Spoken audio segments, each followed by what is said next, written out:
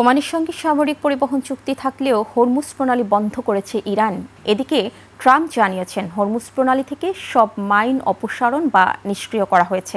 ইরানের উপপররাষ্ট্রমন্ত্রী কাজেম গরিবাবাদি বলেছেন, জলপথটি পুরোপুরি খোলার জন্য ওয়াশিংটনকে অবশ্যই সমঝোতা স্মারকের অধীনে প্রতিশ্রুতিতে ফিরতে হবে। আর আইআরজিসি জানিয়েছে, সামরিক যুদ্ধে হার মেরে অর্থনৈতিক দিক দিয়ে ইরানকে কবজা করতে চাইছেন ট্রাম্প। এদিকে প্রেসিডেন্ট ডোনাল্ড ট্রাম্প বলেছেন, প্রণালীটির আন্তর্জাতিক জলসীমা থেকে সমস্ত মাইন অপসারণ ও নিষ্ক্রিয় করা হয়েছে এবং তেহরানকে সতর্ক করা হয়েছে যে নতুন মাইন স্থাপনকারী যে কোনো জাহাজকে ধ্বংস করা হবে।